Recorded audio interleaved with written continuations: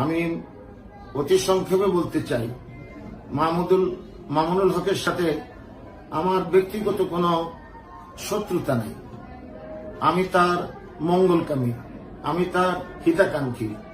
এর কারণ তার আব্বা মরহুম শেখুল হাদিস আল্লামা আজিজুল হক সাহেব নব্বরাল্লাহু মারকাদার কারণে। আজিজুল হক সাহেব রহমতুল্লাহ আলাইহি আমাকে কত ভালোবাসতেন, এটার সাক্ষী এখনো বাংলাদেশে অনেকে জীবিত আছেন। তিনি আমাকে তলোয়ার হোসেন হিসেবে ডাকতেন, তিনি আমাকে সাইফি উপাধি দিচ্ছেন।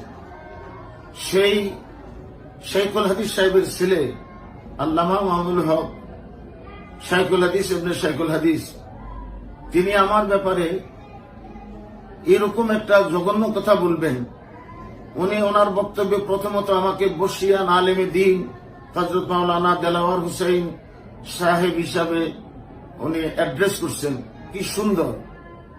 কিন্তু পরবর্তীতে উনি যে কথাগুলি, যে 4টা শব্দ আমার ব্যাপারে উচ্চারণ করছেন, আমার তো জানা মতে আমার শত্রুরাও কোনোদিন এই সমস্ত শব্দ উচ্চারণ করে নাই। এটা তার মতো, সে তো ছোট বাচ্চা না, সে তো নাবালিক শিশু না, সে তো অশিক্ষিত না, সে তো সাধারণ ব্যক্তি নয়। সে একদিকে যেমন হেফাজতে ইসলামের একটা উচ্চ পদের অধিকারী, তেমনি শেখুল হাদিস, একটা সুনামধন্য মাদ্রাসার শেখুল হাদিস। তারপরে তিনি রাজনৈতিক অঙ্গনেও একজন সুপরিচিত ব্যক্তিত্ব। কিন্তু তার মুখ দিয়ে এই কথাগুলি আসবে, আমি এটার জন্য, সে আমার ব্যাপারে বিচার দিছে, আমি বিচার দেব না। জনগণকে এই ব্যাপারে সিদ্ধান্ত গ্রহণ করার জন্য আমি অনুরোধ করব।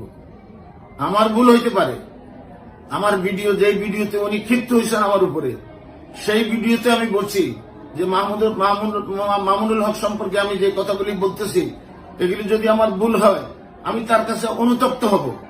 তো যেখানে আমি অনুতপ্ত হব শব্দটা বলছি, সেখানে সে আমাকে, তার কাছে ক্ষমা শব্দটা উচ্চারণ না করলেও এর বিপরীত শব্দ ক্ষমা চাওয়ার জন্য সে আমাকে বলছে।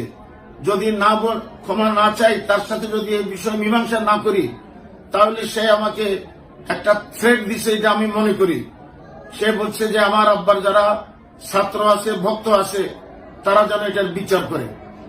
তার বিচারের মানে কি, যে সাইফি সাহেব যেখানে পাইবা ধোলাই করবা।